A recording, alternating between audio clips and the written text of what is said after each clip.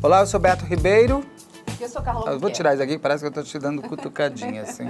Olá, eu sou Beto Ribeiro. E eu sou Carla Albuquerque. Nós somos do canal Investigação. Não, canal Operação Policial. Volta de novo. Começa você.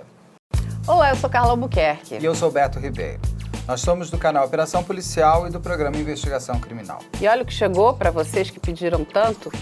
Os cadernos do Investigação Criminal. Esses são os cadernos de anotação. Tem tanto do Investigação Criminal como do Operação Policial do canal e também do programa. Tem desses tamanhos todos aqui, ó. Tá parecendo mesa de merchan, né? Mas tem todos esses tamanhos. Tem as canetas. Tanto do Investigação Criminal como do Operação Policial. E tem, já falamos, da caneca do Investigação Criminal, que vocês sempre veem aqui durante o programa, todo mundo tomando o que será que tem aí dentro. Cada um tem a sua bebida preferida. Exatamente. Pode ter um café, um chá, uma água. Para comprar? Para comprar, você pode entrar no Instagram da Media Land. A Media Land é quem cuida do canal Operação Policial. Então é @MediaLandPlay. Media Land Play. Aí você vai lá nos contatos e tem todas as informações. Ou você pode mandar um e-mail para loja@medialand.com.br. Todas as informações vão estar aqui no seu vídeo. Também pode comprar pelo WhatsApp, que está aqui também no vídeo. E nesse botão contato, dentro do Instagram da Media Land, que é @MediaLandPlay, você também consegue o número do WhatsApp para fazer a compra mais rápida. Então não deixe de comprar os cadernos do Investigação Criminal, do Operação Policial e anote tudo quando você estiver assistindo as entrevistas com o Beto, as lives comigo. Ó. E em breve muito mais coisas. Tem camiseta vindo, outros cadernos vindo, tem muitos outros produtos que vocês mesmos têm pedido pra gente. Seja um super fã, colecione tudo. Obrigado. Sei lá, que foi bom isso.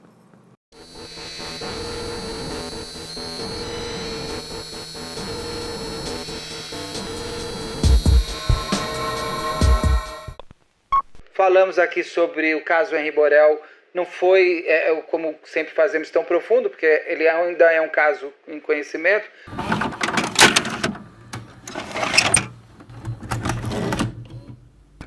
Deixa eu só encostar mais um pouquinho.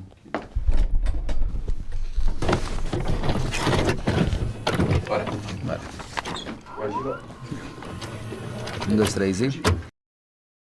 8 de março de 2021 paralisou o Rio de Janeiro e o Brasil. O rosto do pequeno Henri Borel virou a principal imagem do país naquele dia e em todos os outros que se seguiram. As manchetes dos jornais da época contavam os terrores que o menino teria sofrido dentro de casa pelas mãos do padrasto e com a mãe presente. Aquela que deveria salvar permitiu a morte do próprio filho com apenas 4 anos de idade. Esta foi, aliás, a primeira live do Investigação Criminal. Caso que a mídia destacou muito bem e os médicos lá perceberam, né? É a quantidade de ferimentos. Esse menino tinha ferimentos na face, na cabeça, no tórax, nas pernas e este ferimento extremamente grave, tá? Tudo indicava que Henri chegou ao hospital já morto, com 23 hematomas que permitiram a qualquer pessoa pensar o mais terrível filme de terror que a criança teria vivido até seu último minuto. Quem não viu a imagem de Henri subindo para casa no colo da mãe?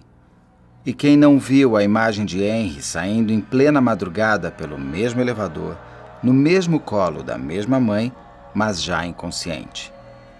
A selfie de Monique, a mãe, na delegacia. Quem esqueceu? Da pose arrogante do casal. Quem não lembra? Quem não se arrepiou com a conversa por WhatsApp da babá com Monique, revelando a solidão do menino com o Dr. Jairo, padrasto, fechados os dois num quarto, com música alta e com Henri saindo mancando. Mas, apesar de toda a ausência materna de Monique, que prefere ficar no cabeleireiro a ir tirar Henri das mãos de Jairo, apesar de toda a empáfia do padrasto que se sentia acima do bem e do mal apenas por ser um vereador do Rio de Janeiro, apesar do casal não revelar a genuína tristeza da mãe que enterra seu filho, o que faz de verdade os dois serem assassinos de Henri? De março de 2021 para cá, novas provas foram chegando a público. A imagem de Jairo tentando ressuscitar Henri no elevador. Por que não vimos antes? O fato de o hospital onde Henry foi atendido ter ficado 1 hora em processo de reanimação de um menino que já teria chegado morto ao pronto-socorro não é estranho? A ausência de exames e do prontuário médico no inquérito e na autópsia da criança. Isso é comum? Isso é correto? A juíza que vai liderar o julgamento do caso fala em vídeo que esse processo será um momento emocionante e emocional. Estaria a magistrada em suspeição para julgar os acusados pela morte de Henry? Essa história poderia ter um outro final? Ou todos esses novos elementos seriam apenas bomba de efeito fumaça das defesas de Jairo e Monique para causarem ainda mais desordem nesta história? Afinal, quem matou Henry Borel?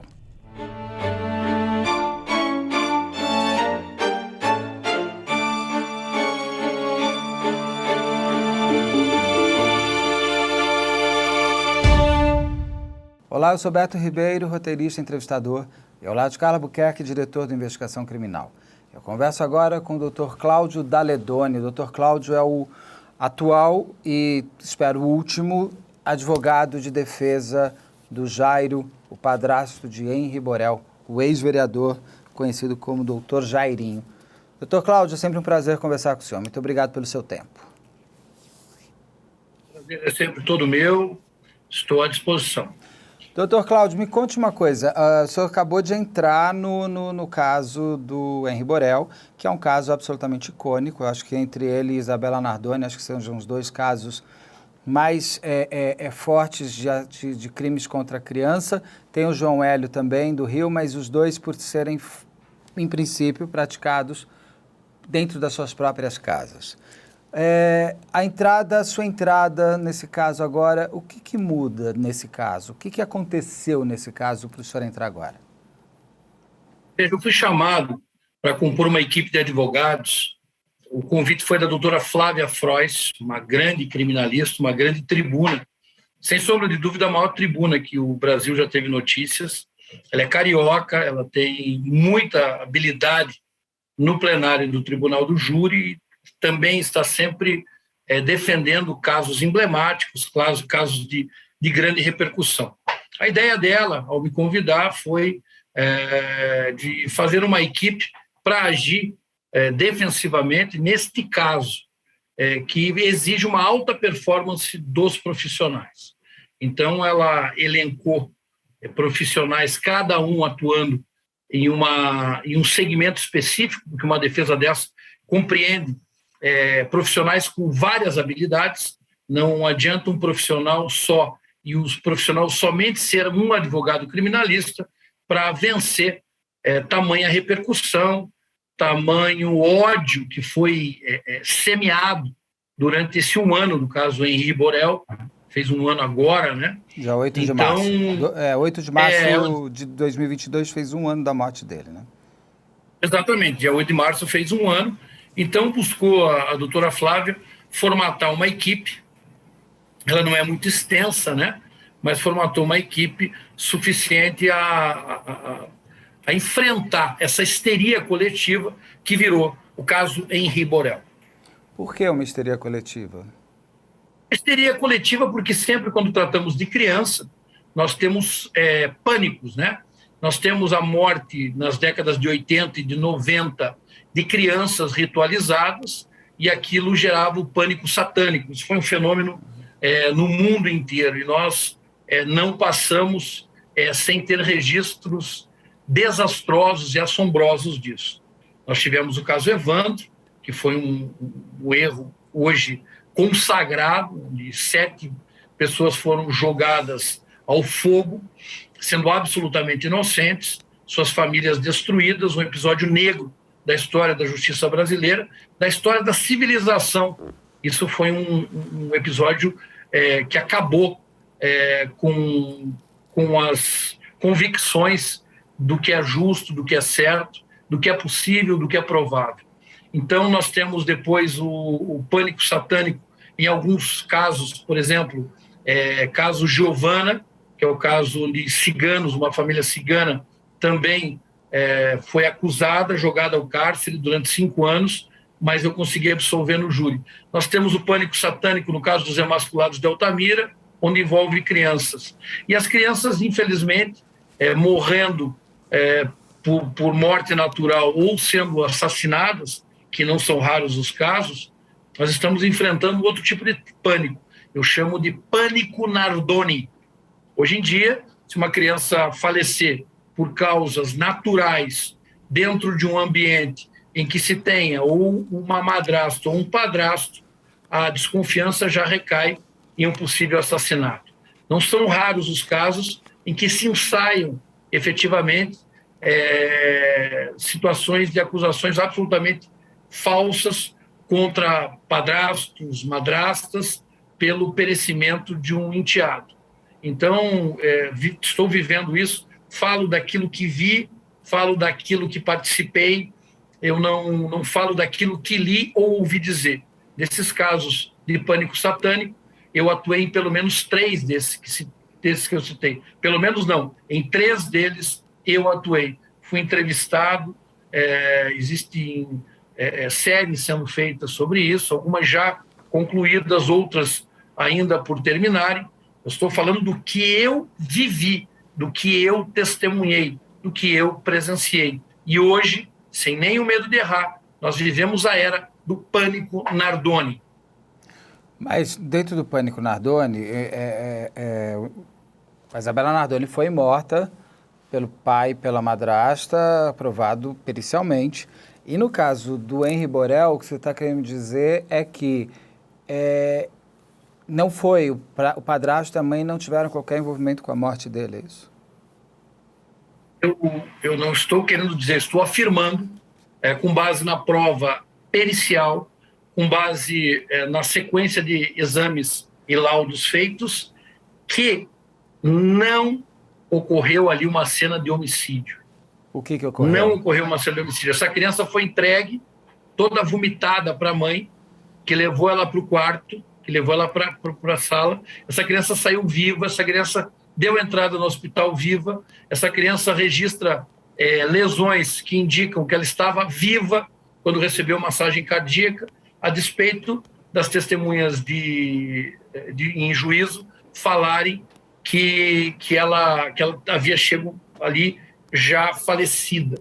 Digo mais, quando você tem um caso Nardoni, onde comprovadamente você pegou uma situação de um grande promotor de justiça, que teve cautela, que acompanhou todas as diligências, que fez um trabalho de ordem pericial e de ordem testemunhal, a não deixar dúvida, a não deixar lacuna, levou isso ao júri e comprovou. Por outro lado, nós temos um processo do Henri, no caso do Henri Borel, tocado ao sabor daqueles que pretendem alguma coisa. Pra você ter uma ideia, já tem até livro escrito sobre o caso, livro lançado ali com a presença da juíza nesse lançamento do livro, a juíza falando que está ali para fazer justiça, ela ladeada por pessoas com camiseta do Justiça Henri Borel. Você não existe ali nenhuma imparcialidade. Não há um exame daquilo que se cogitou enquanto hipótese no inquérito policial feito em juízo. Nós estamos brigando para ouvir os peritos, porque o advogado anterior, em um ajuste com o promotor de justiça, disse o seguinte: isso aqui é para a gente discutir no júri, mas não é caso sequer para ir a júri. Por quê? Porque tudo que foi levantado enquanto hipótese na fase da investigação, na fase policial, ela sofre uma investigação judicial. Essa investigação judicial, nós temos que ouvir os peritos. Eu tenho que indicar o meu assistente técnico para contrastar as impressões que ele tem. Então, são 7 exames, 7 laudos que não fecham. São elementos de convicção, por exemplo, o raio-x, que veio só agora. E essas pessoas não querem ouvir pessoas, não querem ouvir técnicos, não querem ouvir experts, não querem, não desejam ouvi-los em juízo, para formar realmente a prova. Para dentro de um ambiente controlado, sem histeria, as partes se manifestarem sob a presidência de um juiz de direito. A acusação vai ter direito de reperguntar tudo sobre os laudos de exame que foram postos nos autos, ao passo que a defesa vai poder perguntar a esse profissional, guiados pelos seus assistentes técnicos. E após os assistentes técnicos, são peritos que a lei concede que a defesa possa trazer aos autos, e a acusação também pode trazer. Esses peritos vão falar ao juiz sobre as impressões médico-legais que o caso tem. Então, é dentro desse panorama que eu digo que não existiu. É o pânico Nardoni sem ter aquilo que foi produzido no Nardoni. Um processo cauteloso, muito embora muito ruidoso, mas um processo cauteloso, um processo que foi respeitando as fases, foi respeitando as partes, e se teve um julgamento a bom termo, o que não ocorre no caso Henri Borel. Há ali uma histeria dos operadores do direito, há ali um canibalismo entre advogados, há ali alguns querem aparecer demais, outros não querem aparecer nada, o que prejudica. Tem a imprensa ávida, e não estou tirando nem um lustro do que a imprensa tem que fazer, a imprensa tem que informar, a sociedade ela só é livre porque nós temos uma imprensa que informa bastante, mas cabe à defesa também se posicionar e trazer ali elementos para que a imprensa possa veicular esses elementos para a população. Foram 10 meses da acusação falando o que queria, o que bem entendia, com 10 meses da imprensa fazendo o que bem entendeu, até por falta de informação, ou por falta de ter o lado da defesa. Eu não estou aqui, sob hipótese nenhuma, dizendo que a defesa construiu, a imprensa construiu. A defesa falhou, e falhou muito. No caso que se estabeleceu o Tribunal da Imprensa, e simplesmente não houve nenhuma manifestação da defesa, né? Então, é nesse sentido que eu estou dizendo com absoluta segurança que nós estamos na metade de um caso, ele não está nem próximo de se chegar ao final, e nós temos, assim, verdades absolutas, que são verdades nascidas e levantadas em cima de premissas falsas, de laudos falsos, de situações suspeitas, e que devem ser cotejadas, analisadas, sopesadas pela instrução criminal. O crime de homicídio, Beto, ele tem uma peculiaridade. O legislador, quando ele fala o seguinte: o povo irá julgar aqueles que matam. Então, eles constituem o tribunal do júri, salvaguardam isso na Constituição Federal e dizem: o povo vai julgar. Então, para até que chegue o povo, nós temos filtros. Nós temos inquérito policial, depois nós temos uma primeira fase, a primeira fase onde investiga indícios de autoria e materialidade, que é essa fase que está o caso Henri Borel. Investigando, é o promotor público que tem o dever de buscar demonstrar ao juiz indícios de autoria e materialidade. Então, é neste momento que se discute esse elemento de convicção, autoria e materialidade. Materialidade é o quê? É dizer que Henri Borel faleceu em decorrência de uma ação humana, ele foi assassinado. Levantou-se a hipótese de que ali ocorrera um homicídio. Isso precisa estar confirmado em juízo. Isso não foi confirmado. Eles não querem ouvir os peritos, nem os oficiais. O perito oficial nada mais é do que aquele concursado que está lá no Instituto de Criminalística, que está no Instituto Médico Legal, e não querem ouvir os peritos, que são os assistentes técnicos, que são peritos tão capacitados, muitas vezes mais capacitados ainda, do que os peritos oficiais, e que não há nenhuma hierarquia entre eles, não há nenhuma grandeza para um lado ou para o outro. São peritos das partes que a lei trata e nomina dessa maneira. Nós vivemos também uma falsa, montada, criada impressão de que ao lado do perito oficial remanesce toda a verdade. Isso não acontece. Nós temos o perito oficial, nós temos os peritos indicados, que a lei faculta, a lei determina, os peritos indicados pela defesa. Então, o que nós temos é que ouvir esses peritos e debater essa causa-morte. Porque vai chegar lá na frente, nós iremos demonstrar no plenário que Henri Borel não foi vítima de homicídio e morreu por uma outra causa, e aí, quando você tem uma absolvição dessa natureza, simplesmente se cai em descrédito à justiça. Mas cai em descrédito à justiça por quê? Porque fomentaram de uma forma equivocada, não respeitaram aquilo que determina a lei, e a lei determina que seja investigado judicialmente por intermédio de audiências, por intermédio da oitiva, né, do ouvir, da inquirição desses peritos no momento adequado. E nós iremos aí lutar com todas as armas, muito embora a defesa que nos antecedeu abriu mão de toda essa perícia. O promotor não quer ouvir, mas se eu fosse promotor, eu também dispensaria a inquirição do perito do Instituto. Por quê? Porque simplesmente ele está gerando, inclusive na juíza, a sensação de que a materialidade está definida, quando isso não é verdade. Então, nós entramos nesse caso com essa equipe bem posta e bem montada pela doutora Flávia Frois, que é minha amiga pessoal, minha companheira de tribuna, a quem eu tenho muito respeito, admiração, carinho. Nós estamos entrando para buscar solucionar esses impasses dentro desse processo e, principalmente, para fazer valer o Estado Democrático de Direito, presunção de inocência, que o doutor Jairo tem a vez e voz. O doutor Jairo ele não acordou um dia e disse: eu vou virar um monstro, eu vou virar um monstro. Ah, mas daí Daledoni, e aqueles outros casos, construções para fazer que exista um monstro. Eu não posso simplesmente... O Beto Ribeiro não acorda, me perdoe o exemplo, me perdoe mesmo, até retiro. Mas o Daledoni não acordou e matou. Qual é o exemplo do Beto Ribeiro? Quero ouvir. Ele não acordou o quê? O Beto Ribeiro é suspeito de matar uma criança. Não gostei do exemplo. Analisa o histórico do Beto Ribeiro. Você não encontra nada disso contra o Beto Ribeiro. Absolutamente nada disso. É preciso o quê? Dentro dessa construção de pessoas que já saíram, se lançaram e disseram: ele matou. Ele quem?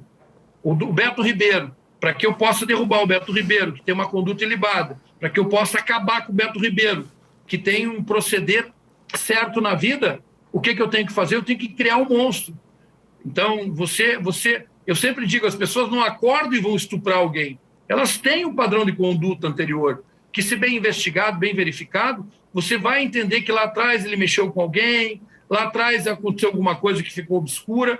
Então, se você pegar o doutor Jairinho, não pelo que a mídia fala de primeiro momento, ele é um médico, ele é um parlamentar que foi líder do governo, de 3 governos seguidos, ele tem 5 mandatos, ele nunca respondeu por ser miliciano, como também se tenta emplacar nele e no Coronel Jairo.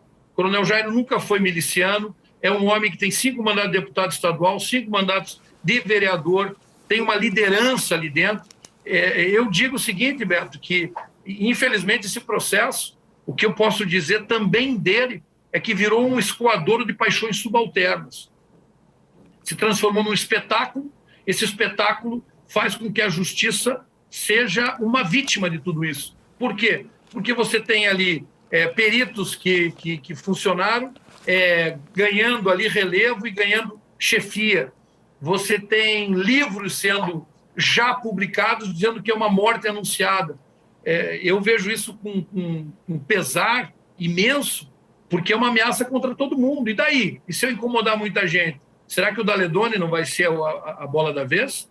Será que o Beto Ribeiro, que tem um canal com expressão, que consegue aglutinar, será que daqui a pouco não vão tentar engendrar para cima dele uma situação? Nós precisamos coibir isso. E coibir isso é ter um devido processo legal, é ter uma presunção de inocência, é você poder chegar com tranquilidade e poder produzir uma prova. A imprensa tem que informar, mas não tem nada definido. Eles não podem chegar...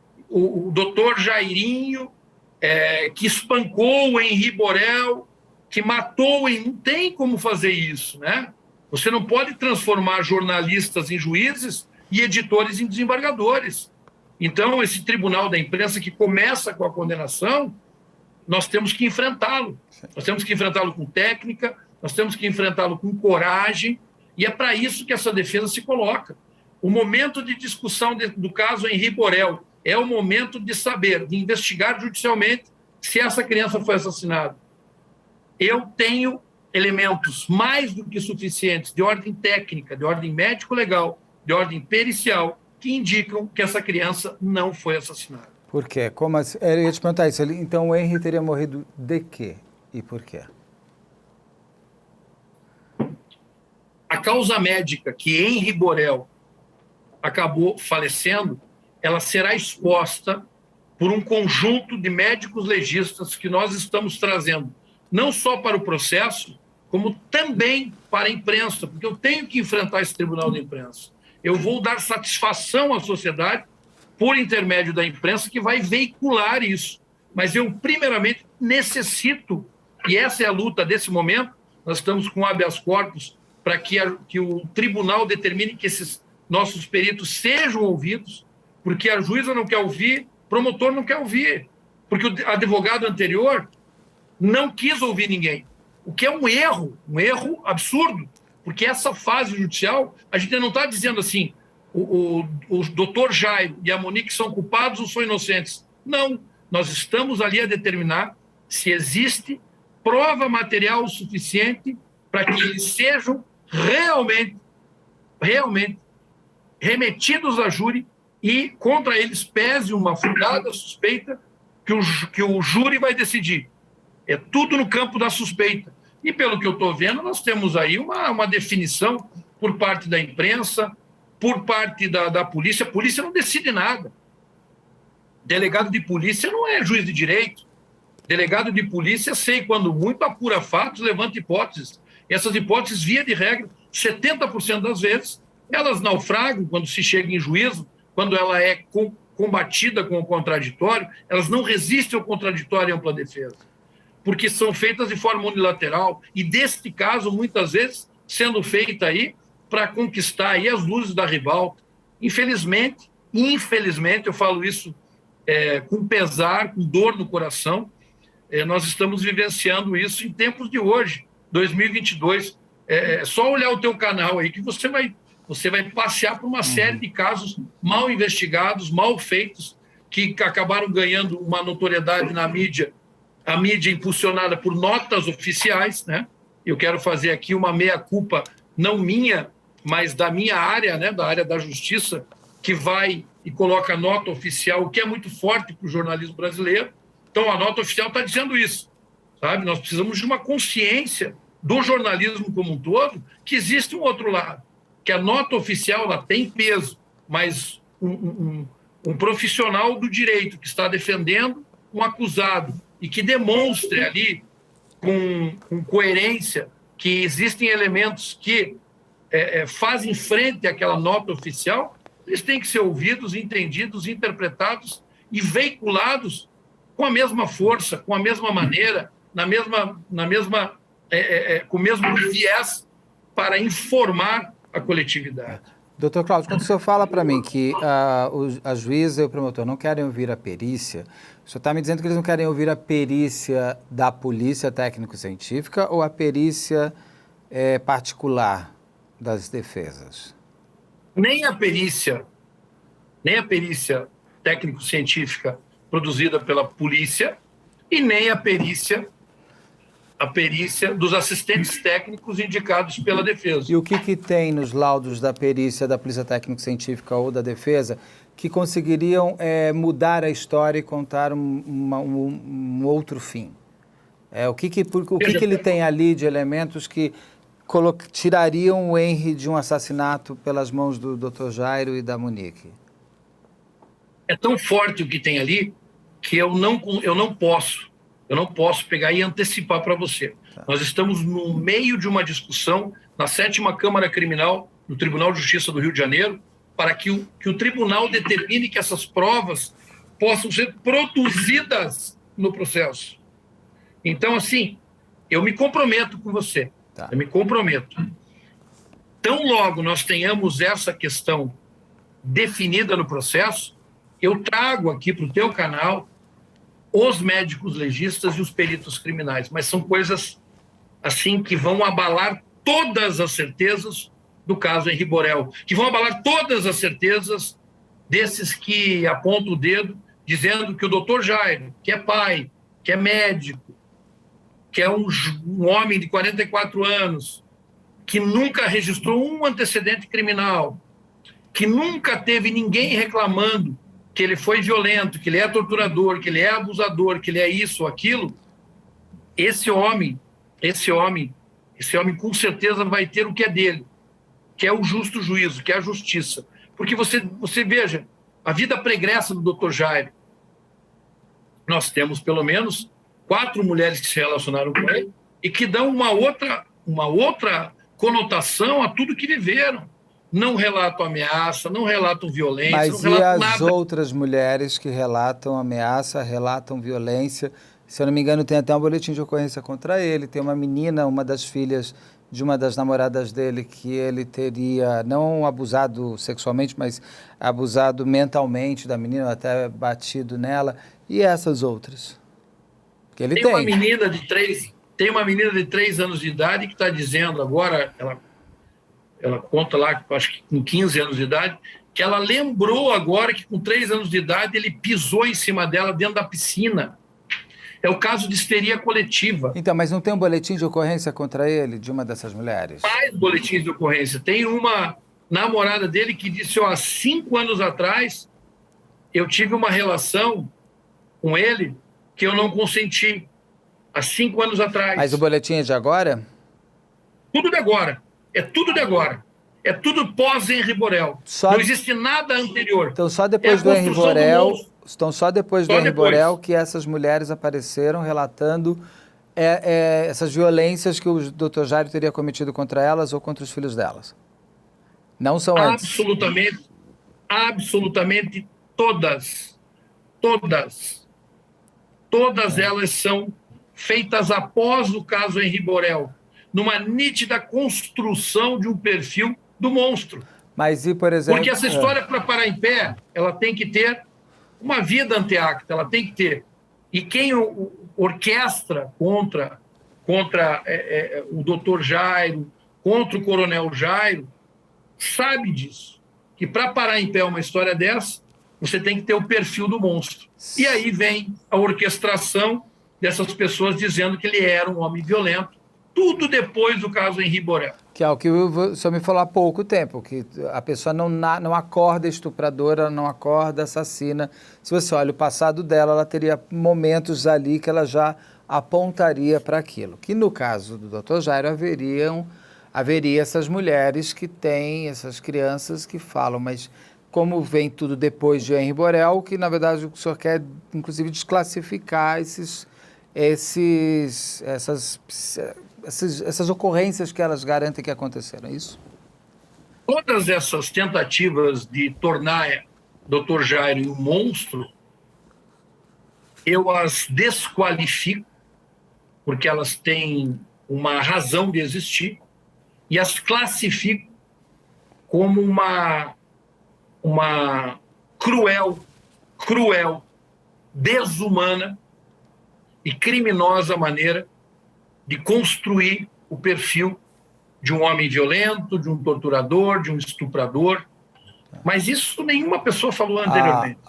E pegando então a Monique mesmo, ela já tinha relatado para pessoas próximas isso, aquilo, e até que ele tinha colocado um espião no celular dela, que ele colocava pessoas na academia dela vendo como ela estava vestida, e tem a própria conversa da babá com a Monique, onde ali é angustiante ler aquilo, porque você vê em tempo real de uma conversa de WhatsApp, uma babá relatando para a mãe que o padrasto está com o filho, no caso Henri Borel, com a criança, dentro de um quarto, está fechado, que ele está com medo, depois ele sai, aí ele está mancando. Isso não é... O que é isso, então?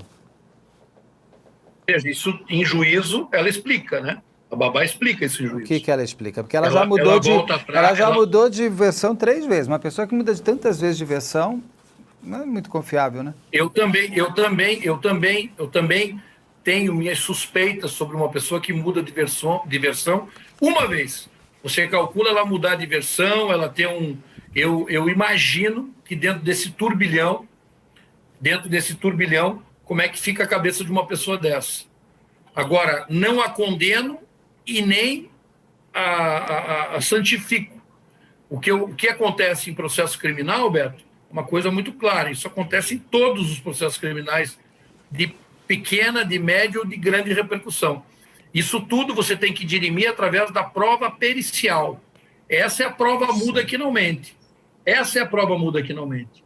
Você, através da prova pericial, que é a rainha das provas, ao lado da prova testemunhal, que é tida e a vida como uma prostituta das provas, é a prostituta das provas, ela muda de direção, de sabor, sim, de modo, de acordo com o preconceito, de acordo com a pressão, de acordo com a memória, com a memória mesmo.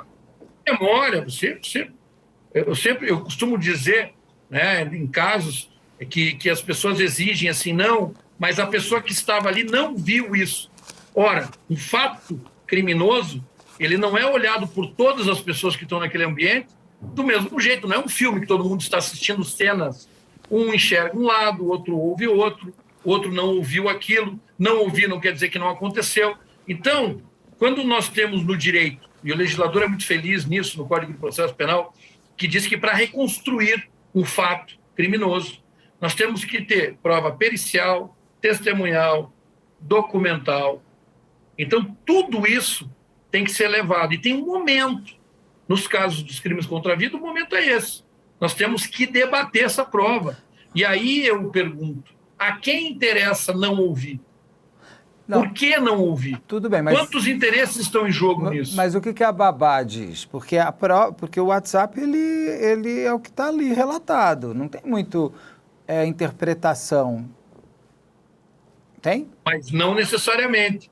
Esse WhatsApp, nós não sabemos como foi coletada essa prova. Nós não temos uma cadeia de custódia íntegra. E esse é o momento da materialidade. Esse WhatsApp, nós temos fundadas suspeitas que ele continuou operando após a apreensão. Já o STJ tem decidido que meros prints ou conversas do WhatsApp não são suficientes a indicar autorias. Nós estamos vivendo um momento com a tecnologia muito específico. Eu posso criar qualquer conversa em qualquer contexto, absolutamente qualquer contexto envolvendo qualquer pessoa. Não, tudo bem, mas... Há de ser tido com reservas. Nós não temos verdades absolutas nesse processo, como se vende na imprensa. Nós não temos isso. Mas o WhatsApp foi trocado entre duas pessoas. Não pegaram os dois celulares e checaram?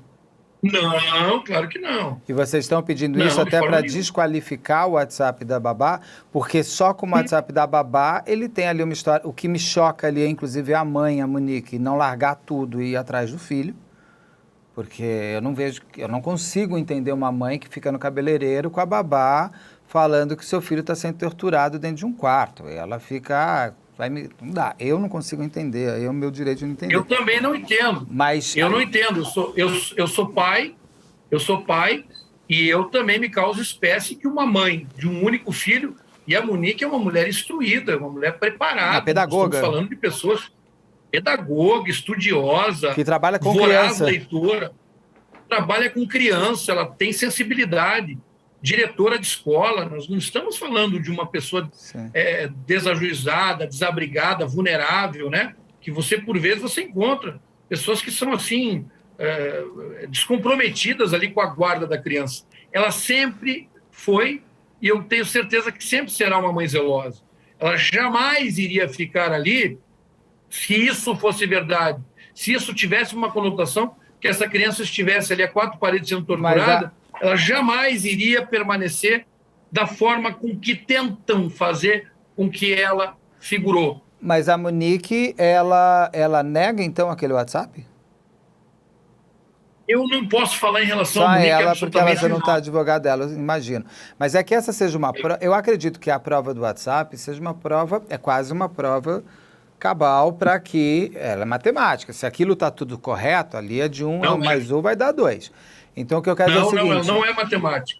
Não, se ela for real, se essa cadeia de custódia for real, e se aquilo lá, se você buscar do backup das conversas de WhatsApp, tiver aquela conversa, é inegável aquilo que existiu. Mas no caso que eu quero dizer, tanto para ela quanto para o Jairo, principalmente, aquele WhatsApp tem que ser falso.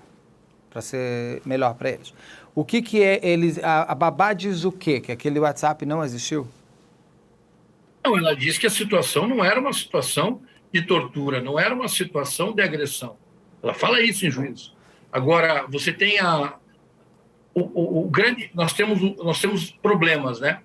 Por exemplo, é de se esperar você, enquanto comunicador, você enquanto homem da imprensa, você enquanto responsável por veicular a informação de casos emblemáticos, de casos polêmicos, de tragédias pessoais, o que você, Beto Ribeiro, espera que a polícia faça? Que faça o quê? O espelhamento de um celular, que consiga extrair os dados daquele celular de maneira segura, que ele resguarde a cadeia de custódia da extração desses dados do celular, que esse celular, uma vez extraído, se compare com o celular da interlocutora. Isso nada foi feito. Por isso que nós temos esse momento que a lei fala, que é o seguinte: vamos investigar a materialidade. Mas especificamente nesse ponto, por pior que seja a interpretação, porque ainda é uma interpretação, isso não faz do Dr. Jairo um assassino. Isso não faz do Henri Borel uma vítima de homicídio. Isso não faz da Monique uma omissa ao ponto de permitir que aquele anjinho fosse assassinado covardemente. Mas desenharia o personagem para vir a fazer. Poderia, na pior das interpretações, poderia levantar uma suspeita, não há dúvida quanto a isso. No mínimo seria estranho um homem adulto, de 44 anos, com uma criança de 4 anos, dentro de um quarto fechado, sendo que ele não é nem seu filho, ele conhecia o Henri há quanto tempo? 5 meses? Era muito recente. Nem isso, não era nem 5 meses. Assim, aqui eu estou cometendo até não é uma inconfidência, porque conversando com o Coronel Jairo por várias vezes, porque eu também, você não pensa que o advogado criminalista ele não faz as suas investigações, as suas inspeções. Precisa até, né? Trabalhar com casos assim de grande complexidade exige do profissional, porque eu não sou só advogado, eu também sou pai, eu sou padrinho, eu sou tio, eu sou irmão, eu sou tudo isso. É necessário saber. E o coronel, ele foi muito claro comigo, assim, numa conversa, na primeira das conversas, nós conversamos por mais de 15 horas. E ele disse: eu não criei um psicopata, eu não criei um assassino. Eu não sou nenhum bobo, eu sou um coronel da PM, eu sou um deputado estadual. Mas é pai. Olha, aí eu vou falar pela minha experiência, que o que eu já entrevistei de pai e mãe depois, que falam, mas eu nunca vi, e aí são pessoas, mas quando você é pai, quando você é mãe, né, doutor? Você sabe que a gente... Claro, eu sei disso. Mas assim, eu só queria fazer um resgate aqui, não é com cunho defensivo nem nada, ele me trazendo isso, quero só trazer uma questão de datas aqui, um retrospecto de datas, porque eu não sabia. Ele falou, essa criança, ela não conviveu mais do que... Ficou 3 meses que eles se conheceram. No final do ano, essa criança esteve conosco na festa de Réveillon, de passagem de ano, e ficava tio Jairinho, e abraçava, e sabe, tinham demonstrações de carinho, de afeto, de amor entre eles. Então, assim, é desastroso, é assustador para todos uma notícia dessa. E ela está sendo embalada.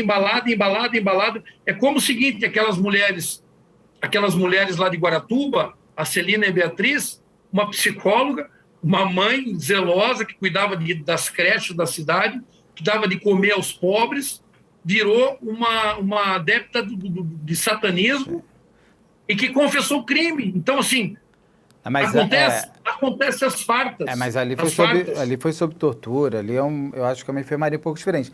Mas no caso, pegando o negócio do abraço do Jairinho, o pai do Henri, o Leniel, ele relata, eu acho que tem até troca de WhatsApp com a Monique, onde o Henri teria falado, o tio Jairo me abraça muito forte. E aí ele manda para a Monique, fala para esse cara não abraçar mais meu filho assim, uma coisa assim, não sei se é o WhatsApp, eles conversaram. Isso também não é já um aviso de uma... Como é que você vê isso? Isso não é uma prova de nada, é isso? Não é uma prova de absolutamente nada. Isso são relações normais, são relações nas composições familiares de hoje em dia que você esbarra a todo momento. Eu não gostei do jeito que ele pegou meu filho no colo. Eu não gostei porque o ciúme, tanto da mãe em relação ao filho, em relação ao ex, quanto do pai em relação ao filho, em relação a ex, são das mais variadas formas, das mais variadas matizes possíveis que se pode cobrar. Dentro de uma relação, o homem sim, fica enciumado porque o outro homem está levando a filha, o filho dele para passear, cobra. Isso é vivido por quem já se relacionou, quem se relaciona com mulheres ou com homens que têm filhos de outros casamentos. Isso é uma coisa absolutamente normal. Posso falar do que eu já vivi. Eu sou um homem que tenho 2 casamentos, eu sou um homem que tenho filhos tanto com uma mulher quanto com a outra, e isso é uma coisa absolutamente normal. Agora, no caso da Monique e do Jairo, eles... É aquela velha história do quanto que você mostra a sua própria imagem é uma forma de comunicação. Quando eles vão à delegacia, a Monique vai, inclusive ela escolhe roupa, fica tirando selfie na delegacia. Não é no mínimo um pouco estranho, 2 pessoas que... Essa celebrização de um momento de morte de uma criança de 4 anos, não é no mínimo estranho como personalidade para eles? Beto, eu posso dizer, daí não falo, eu falo por experiência de acompanhar tragédias humanas, né? Veja, você vai olhando, eu não estou nem traçando nenhum perfil da Monique, mas a Monique é uma mulher muito vaidosa, né? Uma mulher vaidosa, uma mulher que se cuida. No universo feminino, a questão da vaidade é algo assim elevado a toda a potência, e não pode ser diferente. Não estou tirando nenhum brilho, nenhum lustro dessa qualidade, que as mulheres sempre são lindas e, para mim, são as filhas prediletas de Deus. Mas o luto de uma mãe não permite tanta vaidade. Eu encaro aquilo como uma exasperação de nervosismo. Não pode ser diferente. Porque nem ela, nem ele. Teria que ser a mulher mais fria do mundo para pegar, para ser conivente, para assassinar, na hipótese que levanta o pai do Henri, o Leniel, dizendo que ela segurou e o Jairo matou, e depois ficar fazendo selfie. Para mim, é a prova mais absoluta de que ela sabe que Henri não morreu, assassinado, que o Henri teve uma causa médica que o levou à morte.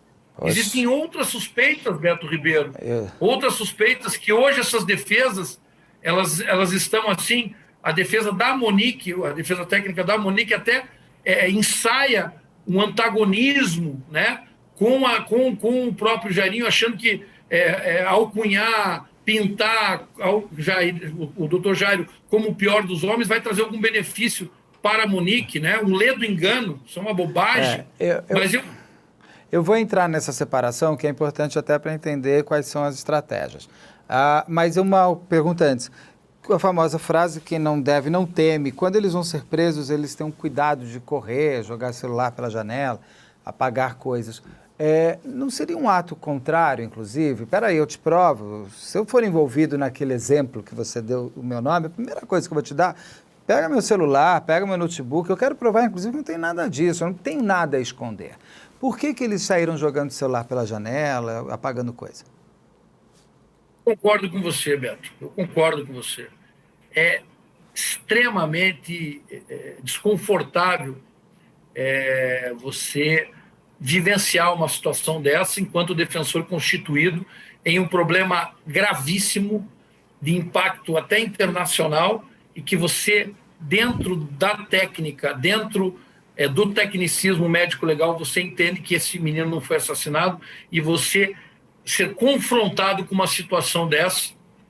Agora, infelizmente, eu tenho que dar e tenho que cortar, dar a mão à palmatória e cortar da minha própria carne. Até agora, o que nós temos é um espetáculo de horrores promovido pelas defesas anteriores. Eu sempre digo o seguinte: o advogado que vai estar ali para te socorrer, o advogado que vai sentar contigo no último degrau da escada da dignidade humana, ele pode ser a tua salvação, pode ser o pior inimigo. Os exemplos que nós assistimos das orientações e do tipo de defesa que esse defensor, que eu não recordo o nome, promoveu diante de todas as câmeras é lastimável. É lastimável para dizer o mínimo. Isso tudo é uma orientação do advogado. Equivocada, malfadada, malsinada, que inclusive deve ser punida. Inclusive deve ser punida. E inclusive cara, tipo de orientação né? de advogado. Foi cara, porque saíram uns números na imprensa de quanto teria custado, não vou repetir aqui porque eu não vi a nota de débito, então não posso confirmar, mas inclusive cara e está sendo caro. Sendo eles inocentes, como você está colocando, está sendo bem caro essa parte. Agora, muito. Existe um primeiro momento ali que eles vão, parece até que o Jairo teria falado a bola para frente, filho a gente faz outro, isso também não foi comprovado, mas pulando essas coisas que às vezes viram teoria da conspiração. O fato é que os dois, quando estavam juntos, o Monique e Jairo tinham o mesmo discurso, e agora, separados, Monique, ela abriu a caixa de Pandora da relação deles. Se ela está falando a verdade ou não, caberão. Quem vai ter que chegar a isso são vocês, os advogados de defesa e a promotoria. Por quê? O que aconteceu? O que essa mudança é só uma estratégia para ver se joga toda a culpa em um? Porque ela quase confessa algumas vezes ali, ela fala que tinha sido dopada, pode ter acontecido, ou não. Ela também, hoje ela está mantendo também que os dois não têm nada. Veja, você, quando é advogado de causas assim que são antipáticas, de casos que são emblemáticos, a primeira coisa que exige do profissional, isso eu falo como um homem de 50 anos, com mais de 25 anos dedicado à defesa de quem, infelizmente, é acusado de matar alguém. A primeira coisa que você tem que ser é absolutamente leal e não subestimar a inteligência de ninguém. Sim. Eu percebo nessa estratégia defensiva da Monique uma ingenuidade, e a ingenuidade resulta justamente em imaginar que qualquer pessoa pode acreditar em qualquer história que se coloca. Você não está falando de um vulnerável, você está falando de uma pedagoga, de uma mulher formada, de uma voraz leitora, de uma professora, de uma mulher que foi casada com um engenheiro, de uma mulher livre, de uma mulher que estudou, que conquistou, que estudou em bons colégios, que tem consciência dos seus deveres, dos seus direitos. Agora, falar que em 90 dias ela foi dopada, ela foi induzida, ela foi maltratada, ela não tem nem o perfil de admitir absolutamente nenhum tipo de controle. Muito pelo contrário. Uma mulher com uma personalidade muito forte, vejo ali uma autoestima de aço inoxidável, bonita, bem resolvida, bem formada. Quer dizer, isso, pelo menos a mim, analisando, isso deixa claro que se trata de uma mal traçada estratégia de defesa. Mas eu tenho ainda esperança, porque esses casos, muita coisa acontece, né? Você acorda estando num caso desse de uma maneira e você adormece com esse caso mudando completamente. Nós estamos numa fase de investigação judicial. Nós teremos o julgamento desse processo, caso isso não venha a ser definido nesta primeira fase, nós teremos todo um processo de conhecimento. E muita coisa vai acontecer. Nós temos ainda peritos que vão ser ouvidos, nós teremos o interrogatório do Dr. Jairo, e isso a qualquer momento ela pode ser reinterrogada, a qualquer momento ela pode, por exemplo, descartar essa tese de defesa que ela embarcou durante 11 horas, se mostrando, ora, uma mulher que botava no bolso o promotor, ora, uma mulher que botava no bolso o advogado assistente de acusação, dizendo você não leu, você não conhece, muito impositiva, e daí, ao mesmo tempo, ela tentava demonstrar que era uma vulnerável, uma frágil. Isso, para mim, realmente trata-se de uma estratégia de defesa, uma orientação que não vai parar em pé. Ela E não vai parar. não sei, a sensação que eu tenho ali é que não sabia se ela chorava durante a audiência de custódia, não é isso que fala? Tá errado. Aquela audiência que teve a última. A última é audiência de instrução e julgamento. Desculpa, a audiência de instrução. A audiência de instrução que ela chorava, eu não sabia se ela chorava de tristeza de filho, eu achava estranho, ou de estar na cadeia, né? Porque ninguém gosta de estar na cadeia. Dentro das investigações, mas só uma coisa, dentro disso, ela ir e voltar, se ela voltar de novo, não é ruim para vocês esse vai e volta de depoimentos, porque o próprio júri pode não saber mais qual que é a realidade, qual que é a verdade. Péssimo, né? Isso é horroroso. E assim, eu vou ser muito sincero, me dói muito mais, porque eu sou um advogado que eu dediquei uma vida inteira a defender casos de homicídio. Eu não fiz outra coisa na minha vida, Beto. Eu não fiz outra coisa na minha vida.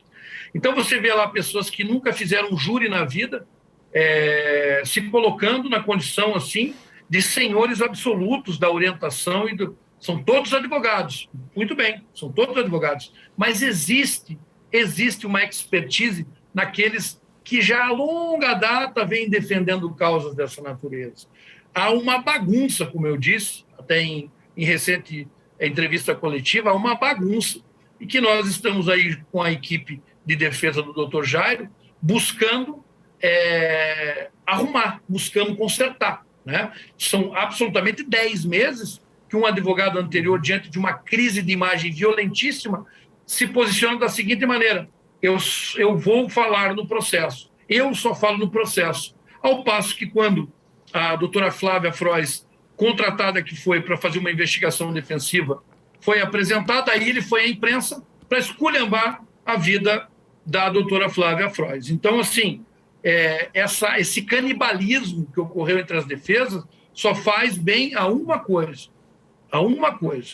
ao propósito dos promotores de justiça que buscam a condenação e buscam tentar provar que aquele menino foi assassinado. Porque neste momento, neste passo do processo, a busca da acusação é demonstrar que existe materialidade suficiente a indicar que Henri Borel foi assassinado. O Jairo nunca mudou o depoimento dele? Jamais, nunca. Sempre foi reto. E ele vai depor agora, sempre o mesmo. O que ele alega? O que ele diz que aconteceu naquele fatídico 8 de março de 2021? A criança passou mal e eles foram socorrer. Que horas? Ele ainda, as imagens, por exemplo, do elevador que nunca vieram aos autos, demoraram lá meses para vir aos autos. Quer dizer, o cara que matou vai socorrer, o cara que tentou matar, que matou, que torturou, vai fazer respiração boca a boca, vai tentar ali socorrer de uma maneira ou de outra, levou para o hospital, foi até o hospital. Ora, Beto, se você fizer a seguinte ponderação, essa criança saiu da mão de quem e foi para a mão de quem? Do pai para a mão da mãe, é isso? Da mão do pai foi para a mão da mãe. Essa criança foi para a mão da mãe, aonde estava o Jairinho, e foram até o hospital e foi para a mão dos médicos. Nenhum vizinho foi ouvido. Nenhum vizinho foi ouvido. Quer dizer, o que aconteceu? Todo mundo ficou surdo? Olha, mas o que... Ninguém ouviu grito, ninguém ouviu nada. Eu fico chocado como as pessoas não ouvem nada mesmo. E daí pode ser morar numa cobertura de 1.000 metros ou num casebre de 25 metros... Os vizinhos não ouvem, ou ouvem e se calam. Eu acho isso muito chocante. Mas só uma coisa, doutor Cláudio, se ele quis matar... Aí tem vários, né? A gente tem vários caminhos de história.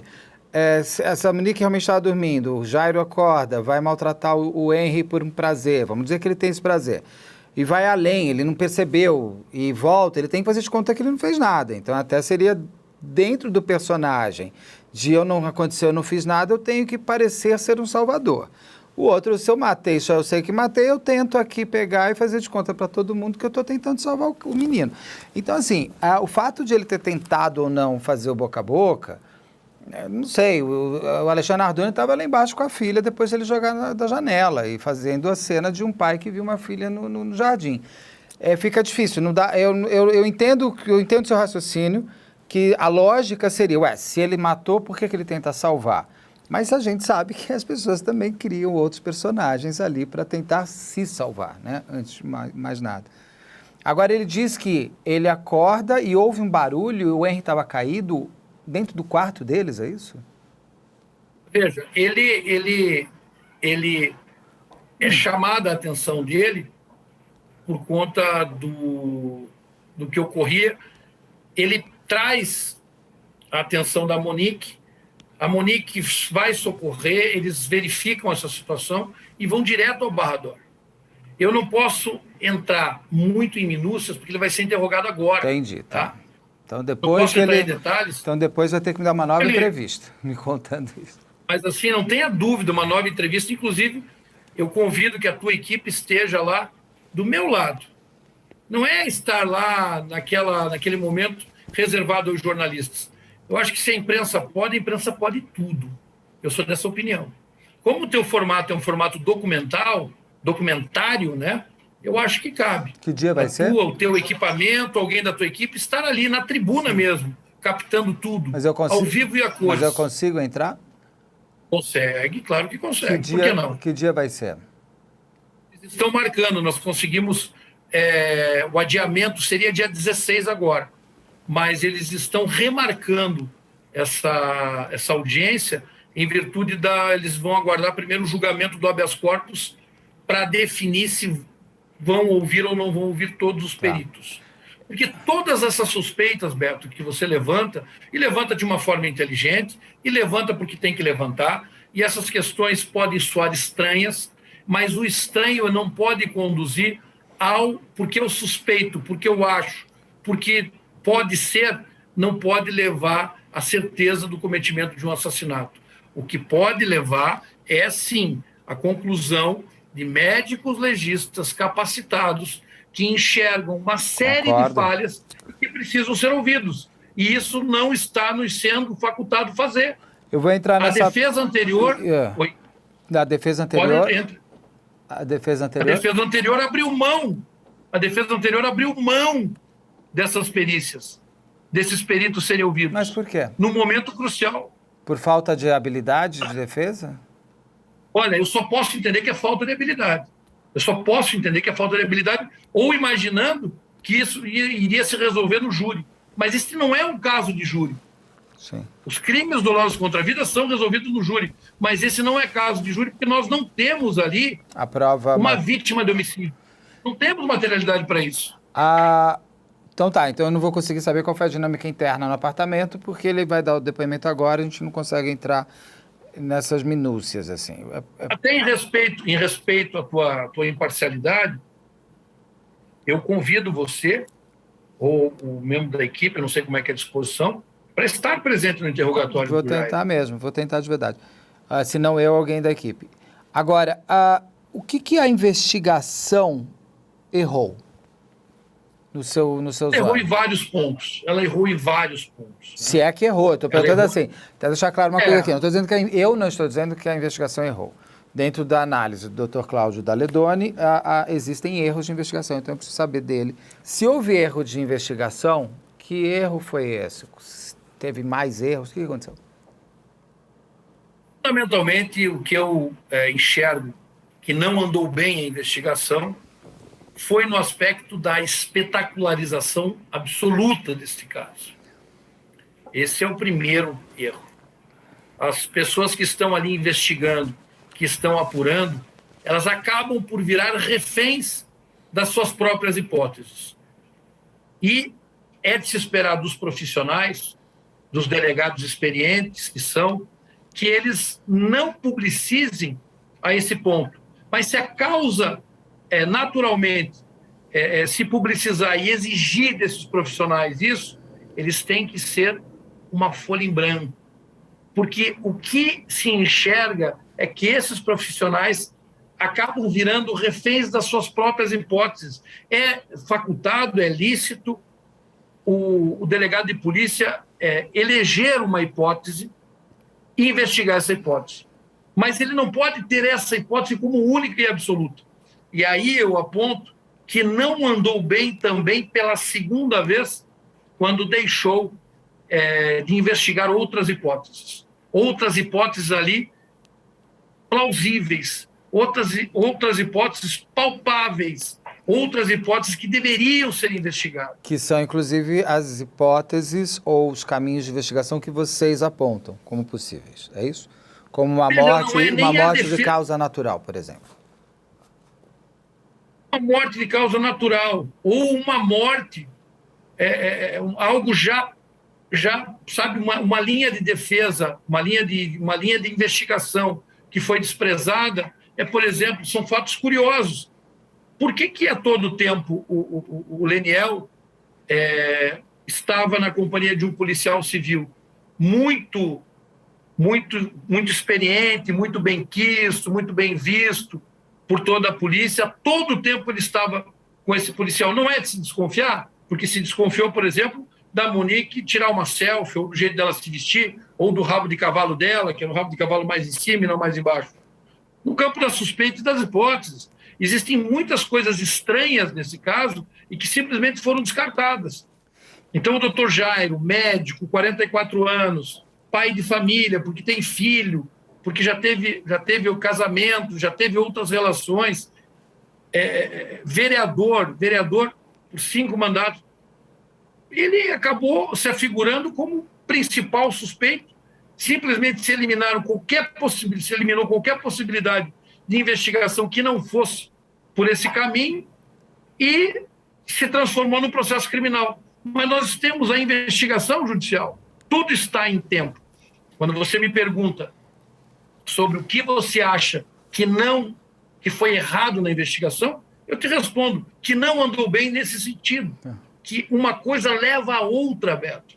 Há consequências em casos que são de muita repercussão, casos que envolvem pessoas proeminentes socialmente, economicamente, politicamente, e nós temos todos esses gatilhos nesse caso. Sim, né?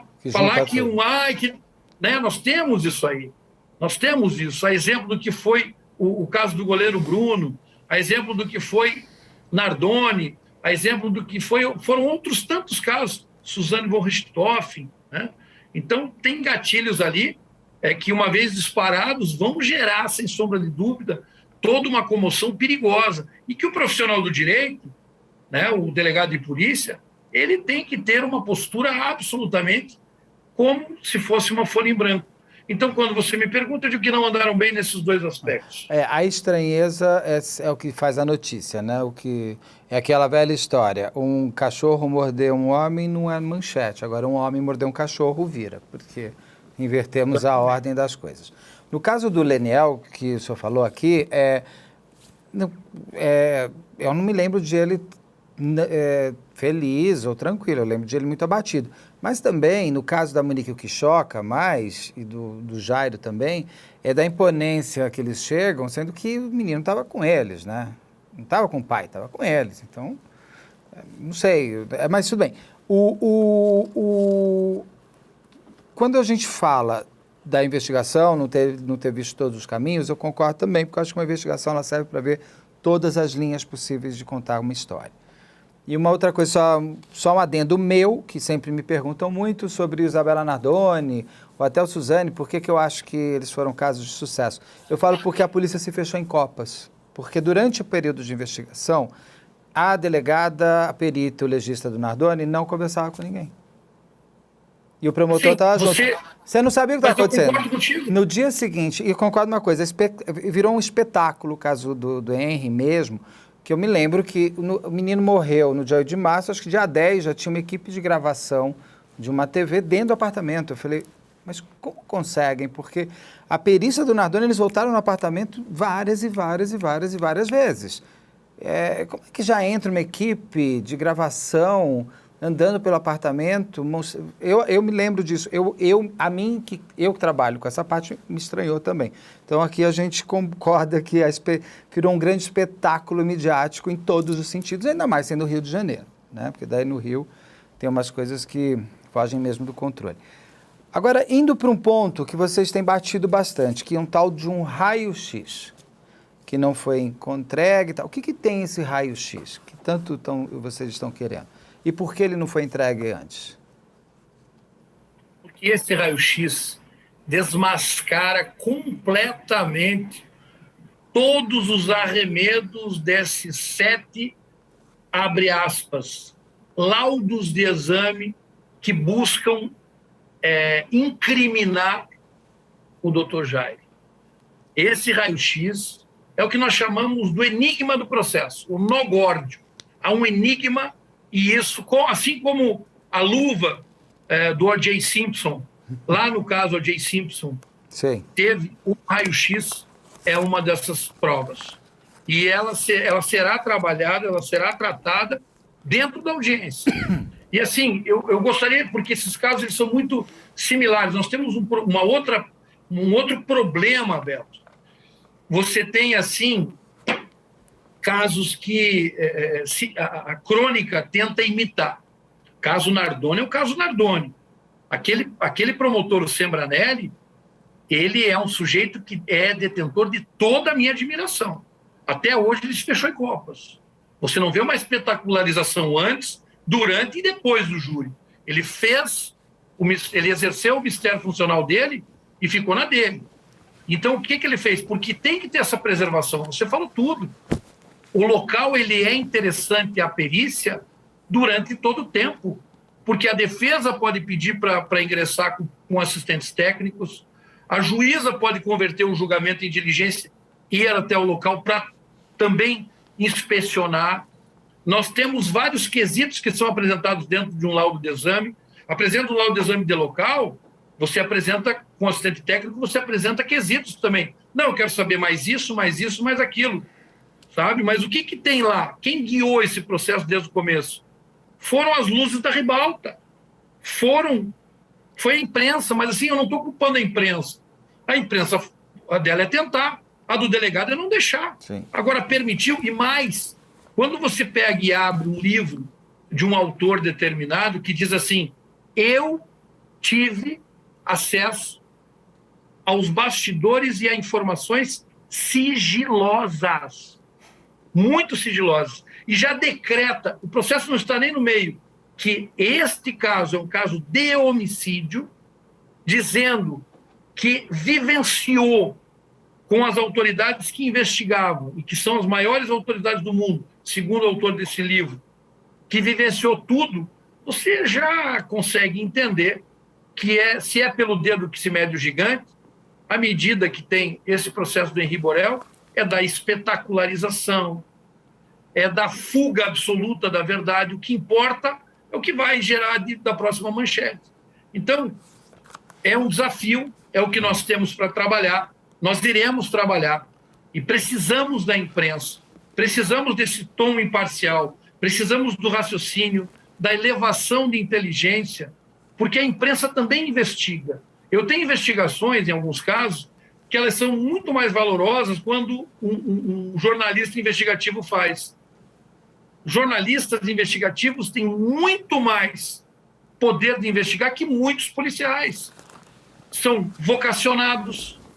Enquanto o policial passa num concurso e vai lá e diz, investiga isso aqui, e ele quer ficar estudando para passar num concurso para delegado, e ele quer estar estudando quando quer passar para um concurso para promotor, que infelizmente nós vivemos essa realidade dos concurseiros que passam lá 5 anos numa delegacia de polícia pendurados, estudando para outro concurso, e daí o Estado gastou formação, gastou dinheiro, e nós simplesmente temos uma pessoa que não é vocacionada, ao passo que um jornalista investigativo é vocacionado, passou uma vida trabalhando com investigações, com impressões.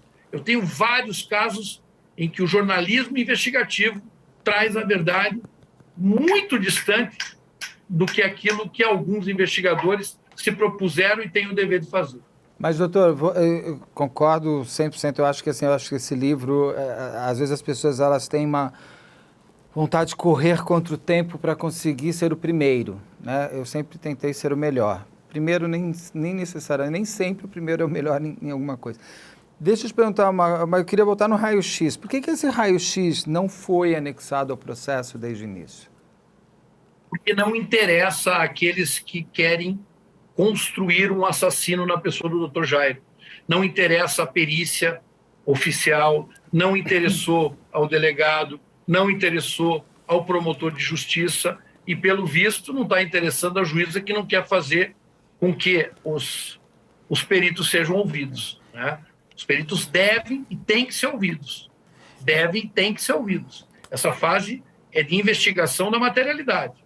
Ó, segundo o que eu levantei do laudo médico, o Henry teria morrido com 23 lesões, mas a causa-morte seria uma hemorragia interna por laceração hepática por ação contundente, ou seja, o fígado dele, né, teria sido destruído por uma ação contundente, ou seja, um chute, um soco, e 23 lesões, inclusive na cabeça.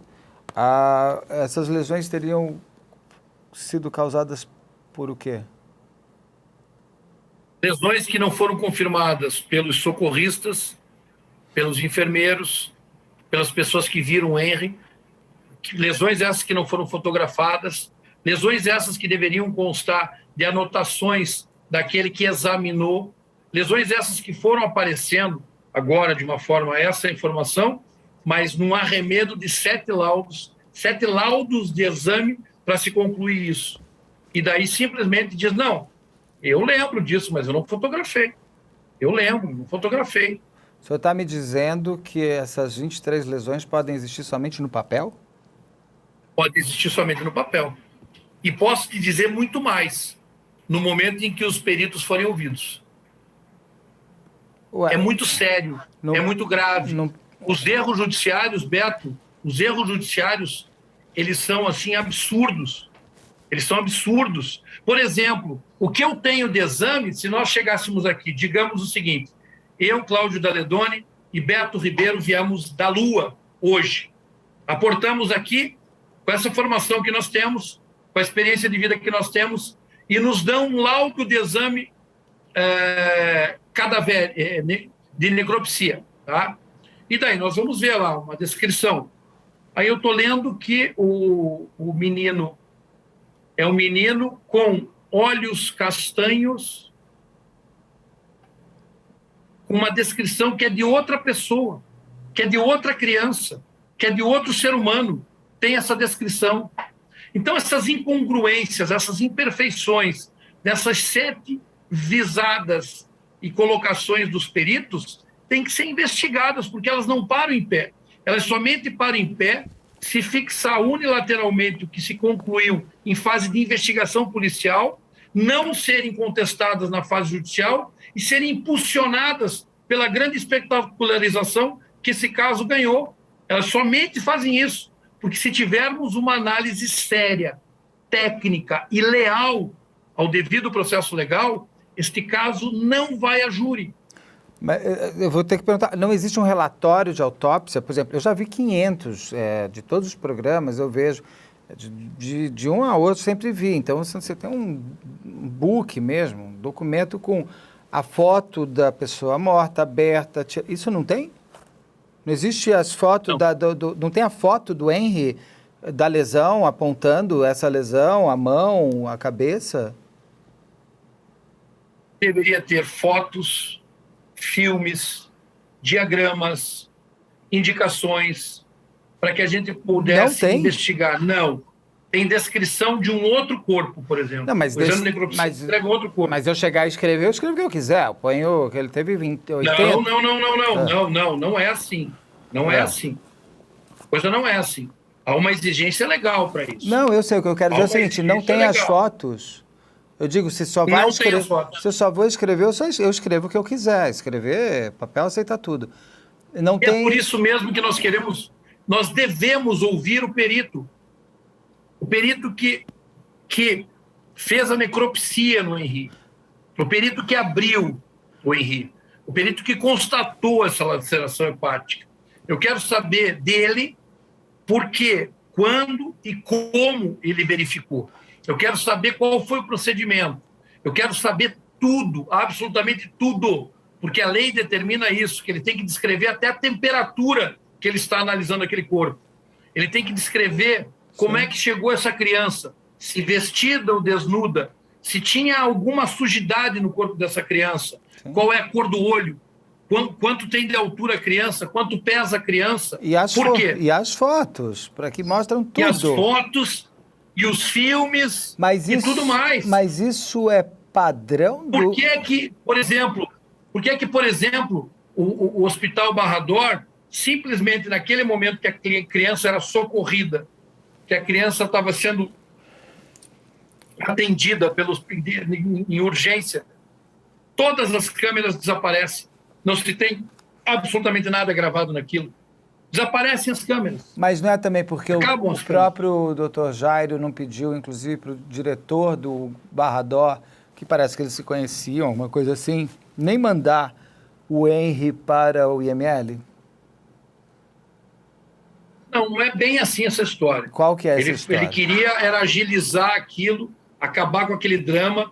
A história não é bem assim. Há uma interpretação que chega a ser isso. Há uma interpretação, ou vendo ali, e sempre a interpretação, ela tem que ser de todo o mal para o lado do Dr. Jairo. Você não tem nenhuma interpretação que possa ser neutra. Tudo recai sobre o Dr. Jairo. E por essas e por outras, eu digo, não são só essas. Tudo que há de interpretação é em prejuízo do Jairo. Tudo, absolutamente. Tudo bem. Tudo. Até fazendo um pouco... Todo mundo, quando você passa por uma situação dessa, de uma pessoa que morreu da sua família, você pede para que seja rápido. Ainda mais no Brasil, que a gente tem a cultura de morreu de manhã e enterrar tarde. Então, isso tudo bem. Eu acho que todo mundo pede para que aquilo seja agilizado, até pela dor do outro ser menor, da mãe, do pai e tal. Tudo bem, vou dar meu benefício da dúvida aqui. Agora... Por que essas câmeras do Barra d'Or somem? Existe algum motivo? Foi apagado criminalmente, não criminalmente? Veja, essas são perguntas que nós queremos respostas. Ali você vai ter pessoas socorrendo, ali você vai ter elementos de convicção claros, gravados em vídeo e até, de repente, algum áudio que possa esclarecer os fatos. Então, são questões que devem ser esclarecidas. Mas por quê? Por quê? Eles entrando no hospital, eles tudo. Tudo. Tem que ter. Porque... Barra d'Or, nós estamos falando... Barra d'Or, não sei se você sabe, uma potência. Né? Qualquer lugar você hoje vive um verdadeiro Big Brother. Na minha casa de descanso, na minha casa de campo, onde eu estou é tudo filmado. Absolutamente tudo filmado em tempo real. E eu não tenho nem acesso ao DVR. O DVR não fica ali. Né? Então, assim, você imagina um hospital que precisa gravar, que é suscetível a toda e qualquer ilação, é suscetível a toda e qualquer ação de oportunistas, ação de tudo, absolutamente tudo. Barra d'Or atendendo toda aquela zona oeste do Rio de Janeiro, né, que é uma urbe movimentada, tormentosa, tumultuada. Daí, inacreditavelmente... desaparece as imagens. Eu só vou voltar para o IML e depois eu venho para o Barra d'Or de volta, que um está não ligado ao outro, mas vou fazer as perguntas ligadas. Só para entender, é padrão do IML Carioca não fotografar o cadáver para... Não é padrão. Então, isso E não deve. Não eu imagino. Padrão. Então é completamente fora do padrão que aconteceu com o Henry. Todo o exame necroscópico, todo o exame que investigou a morte daquele menor de idade, ela é suspeita toda, absolutamente toda.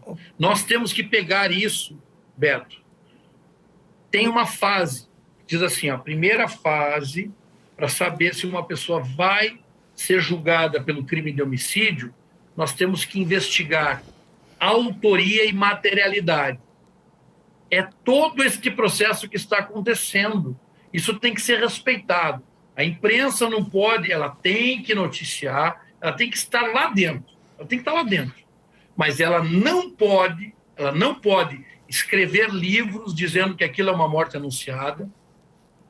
Ela não pode decretar e cravar que o Dr. Jairo é um assassino, que a Monique é uma omissa. Isso não pode acontecer. Isso fica a cargo da justiça. E isso até agora tem ocorrido. Por exemplo, o autor do livro, que é um jornalista, ele vai torcer para que a causa da morte seja outra? se esse autor já decretou que o que ocorreu ali foi um homicídio, uma tortura. E, Beto, eu vou dizer mais aqui, eu vou cometer uma inconfidência comigo mesmo. Este livro é a principal peça de defesa. O livro do jornalista, para mim, é a principal peça de defesa. Inclusive, estou entrando com uma ação de justificação para ouvir essa jornalista, porque era dever da defesa anterior ter chamado essa jornalista para ser ouvida. De onde você tirou essas peculiaridades assim? Naquele momento, Jair estava com o sapato tal, com a calça tal, com a meia tal, com uma camisa Ricardo Almeida, de chinelos, de bermuda. Quer dizer, a que ponto a ficção se mistura com a realidade e os interesses sobrepõem ao verdadeiro ocorrido naquele apartamento? Então, eu vou ouvir esse jornalista, autor desse livro, que ali ele diz, ele proclama ser muito íntimo das autoridades que investigaram, e que ali esse autor do livro também fala que teve notícias de bastidores antes e nunca vistas. Eu quero saber deste jornalista como é que foi isso. E quem pretende provar alguma coisa em juízo, o faz por ação de justificação. Porque era dever do advogado anterior, não fez, não sei por quê. É uma mulher, não é? A autora, é uma mulher. Uma mulher. A autora do livro é uma mulher. Por exemplo, existem lesões no que são descritas, dessas 23, que são... que até hoje existiriam dentro do corpo dele mesmo, passado um tempo. Mas então vamos exumar. Vamos exumar o corpo do Henri. Eu ia perguntar... Vamos exumar, Beto. Eu sou favorável à exumação. Eu ia te perguntar isso. Vocês pensam em exumar o corpo do Henri para mostrar que porque ele tem, eu acho, algumas lesões na cabeça, traumatismos cranianos. São alguns traumatismos cranianos. Tem que estar lá na cabeça dele. Vocês pensam, vocês pedem, vão pedir isso? Tudo o quanto possível para esclarecer e demonstrar que o Dr. Jairo não matou o Henri, nós iremos requerer. Mas nós não estamos conseguindo ouvir o perito que fez a necropsia. Nós estamos tendo que entrar com medidas no tribunal para poder produzir uma prova que é própria daquela fase. Mas vocês estão solicitando... Eu não culpo só. Você já solicitou a exumação? Já solicitei. Não, exumação não. Eu estou dizendo, se eu quero ouvir o perito. Mas vai solicitar? Uma exumação, você imagina se uma exumação não é uma coisa automática. Eu sei, mas eu sei que também tem que pedir. Isso você pensa em pedir? Com certeza. Tá. Tudo que for possível, necessário, para buscar o esclarecimento da verdade material desse fato, sob o ponto de vista pericial, será requerido, requisitado, será pugnado, não tenha dúvida disso. Doutor, o Henri chegou vivo ao hospital, ao Barrador? Tudo indica que sim. Porque não teria lógica, então, se ele chegou vivo, ele ter ido para o ML. Não. E por que ele vai para o ML? Isso o perito vai ter que dizer. Eles tentaram reanimar o Henri muito tempo. E é um pouco estranho reanimar um cadáver. Então, eu tinha entendido por isso que o Henri teria entrado vivo no hospital. Ninguém tenta reanimar um cadáver. Nós tínhamos ali uma urgência, inclusive pediátrica, que imediatamente atendeu o ocorrido. Ninguém tenta reanimar um cadáver. Inclusive, é simples, uma pergunta que você faz de uma pessoa que está com aquele efeito do trismo, né? Que é o trancar da mandíbula, indica o quê? Que ela está morta ou que ela está viva? Essas e várias outras questões, das mais simples possíveis, que são do dia a dia de nós que não somos médicos, até as mais acuidadas, avançadas e complexas, causas médico-legais, precisam ser exauridas essas dúvidas. Nós precisamos perguntar, nós precisamos contestar, tanto a acusação quanto a defesa, e principalmente a juíza do processo, terão, diante de um exame pericial, médico-legal, do perito do promotor e do perito do defensor, vai dar um balizamento suficiente para ela entender se tem ou não tem materialidade. Mas posso te assegurar que materialidade para indicar o homicídio, isso não existe. O Henry teria entrado com esse trismo? Ele estava com esse trismo travado aqui? Sim, tudo indica que sim. Doutor, vamos entrar agora na parte jurídica da história. Antes de a gente chegar na juíza e tudo mais, eu ouvi um áudio do ex-advogado de defesa do Leniel, que ele parece endereçado para um dos advogados que compõem a defesa do Jairo, e ele cita até o seu nome, cita o nome da Flávia, e hoje me parece que esse ex-advogado do Leniel está fazendo defesa do Jairo em alguns outros casos, alguma coisa assim. Isso é real? Não é meio estranho? Se for real, não é meio estranho? Ele é real, isso está acontecendo. É o doutor Flávio Fernandes, é um dos grandes criminalistas aí do Rio de Janeiro, presidente de uma associação de criminalistas, inclusive da qual faço parte.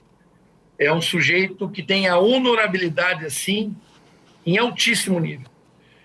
E é um sujeito que defende o doutor Jairo nesses processos ficcionais que tentam construir o perfil de um monstro. Ele vem contratado pelo doutor Jairo, e a maior prova de que é estranho sim, mas para quem enxerga deste lado da defesa para o lado da acusação. Ele não concordou com as questões que diziam respeito ali ao seu contratante. Isso quem pode falar melhor é ele, eu não posso falar em nome dele, mas é um sujeito que tem esse áudio, que se deu uma conotação sempre, assim, doutor, ali é um com áudio, todo o malefício possível para o lado do doutor Jairo. Eu entendo, né? Não respeito, mas compreendo, e é do jogo, e vou combater com energia tudo isso. Isso é uma conversa de um advogado com o outro. Desleal o advogado que soltou isso na imprensa, porque foi preterido aí na causa, deslealdade da parte dele, e que nós não sabemos o contexto anterior, né? Então, assim, não é o primeiro que abandona a causa do Leniel. Eu não quero errar na conta, mas agora 2 outros advogados abandonaram, e a imprensa não se manifestou. Por que abandonaram? Se um advogado sair do caso da defesa do doutor Jairo, vira notícia nacional. Por que outros abandonaram? Vou tentar... É o quarto advogado do Leniel que abandona a causa. Eu vou tentar... Nunca ninguém foi perguntar. Vou tentar responder no seguinte sentido aqui. O grande advogado desse caso é o promotor, né? Não é o advogado de defesa do... Claro. Né? Então, o promotor está mantido ali desde o início. Mas aí, bom, não sei, mas o que eu achei muito estranho um advogado de defesa levar, inclusive, para... O advogado de acusação levar para a defesa do acusado, ele até elementos, eu sei que, bom, mas é só porque isso repercutiu muito também do quanto que ele teria sido um cavalo de Troia, na verdade, esse advogado na vida do Leniel, levando informações e sendo contratado pelo Jairo. É muito estranho. Não sei se é ilegal, acho que não é, mas é estranho. Do ponto de vista ético-disciplinar, não vejo nada que possa atingir. Ele não é o advogado do caso Henri Borel, ele é o advogado do Dr. Jairo em situações absolutamente ficcionais que foram criadas a fim de constituir o perfil do monstro, em datas... Mas um pouco ligada ao caso. Ela visa construir o perfil do monstro. Isso. Né? E isso, por exemplo, ninguém levanta suspeita. O fato desse advogado, que pode advogar... Ora, ele tem que exercer a profissão dele. Se ele foi procurado, se ele aceitou a causa, um homem com 25 anos de experiência, um homem que já fez parte da OAB, um homem que sabe exatamente o caminho que trilhou para chegar onde chegou, um homem de destaque na advocacia criminal carioca. Ele, com absoluta certeza, sabe exatamente o que ele está fazendo. Pode achar estranho? Bem, o que não acha estranho no caso do Dr. Jairo? Até a marca da camisa, a autora do livro disse que ele estava no dia, a marca da camisa. Quer dizer, isso soa estranho também, porque é de uma marca famosa, isso soa estranho. Não, mas o Dr. Jairo tem dinheiro para comprar uma camisa do Ricardo Almeida. Mas ele não pode. Aos olhares da imprensa, não pode. Então, é porque essa parte do...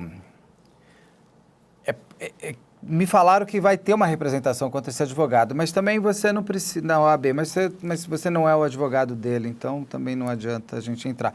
É complicado. É só por conta desses bastidores jurídicos que o caso também ganha repercussão em cima dele. Claro. A Monique diz que ela foi ameaçada pela advogada do Jairo.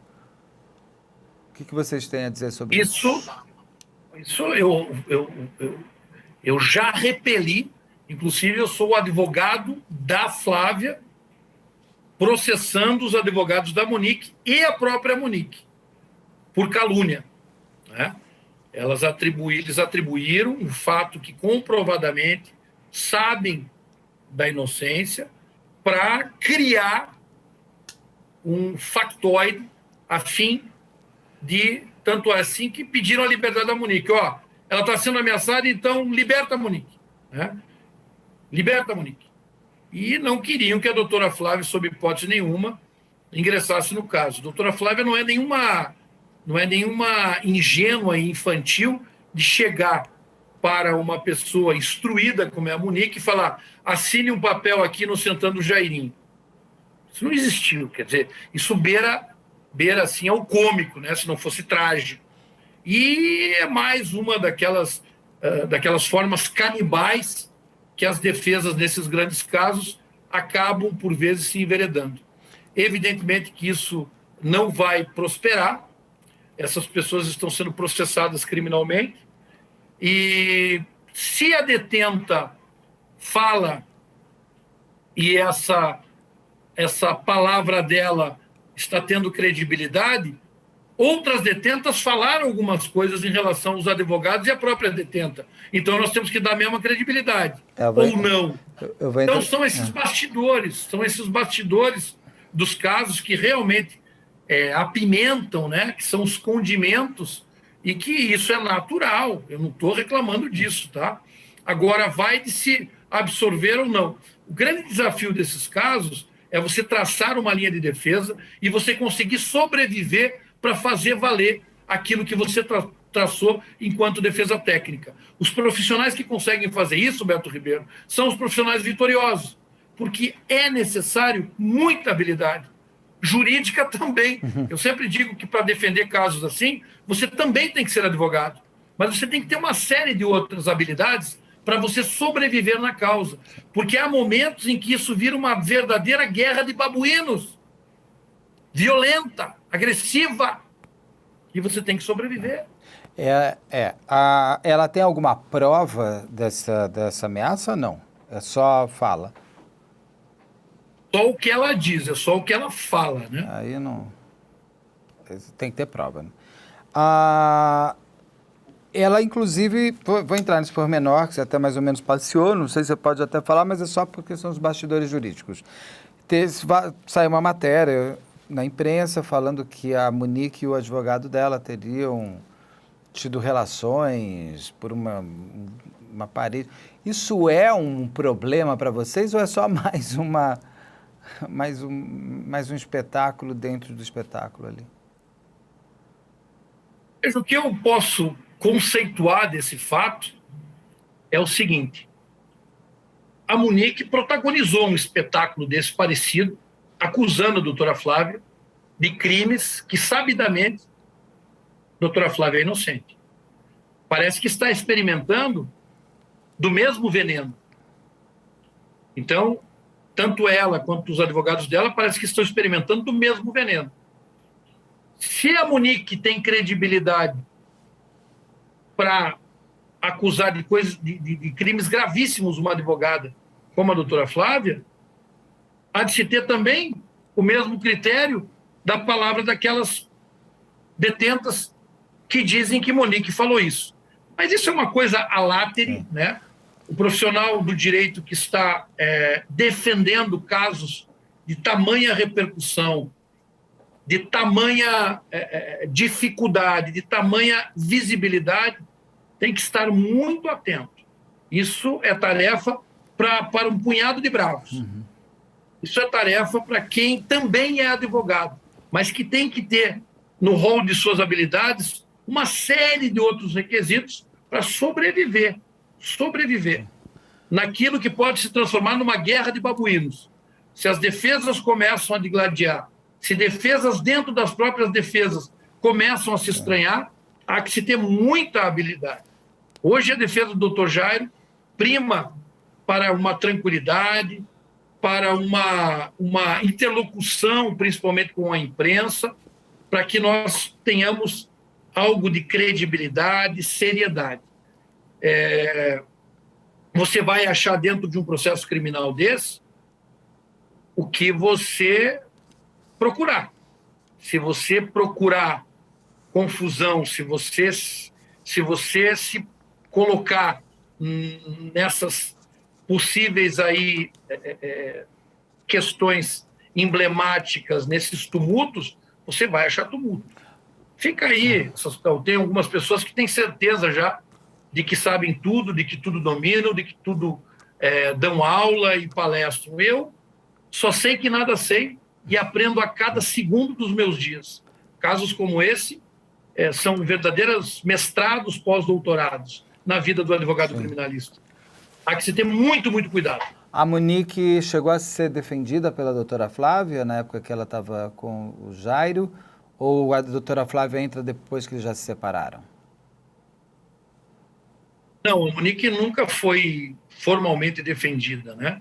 A doutora Flávia teve um colóquio com ela a fim de falar que ela realmente acredita na inocência. E foi surpreendida com essa criminosa acusação que está experimentando aí, mas que nós já estamos processando, tanto os advogados quanto a Monique. Muito se fala que o Jairo é um psicopata.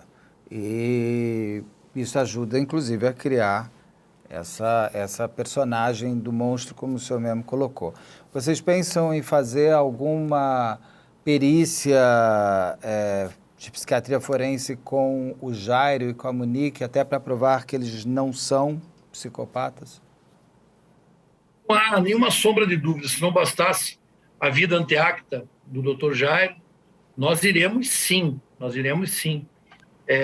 dar todo o caráter técnico pericial para essa discussão.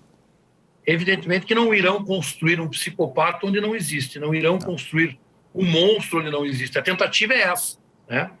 Mas esse caso ele tem algumas coisas assim interessantes.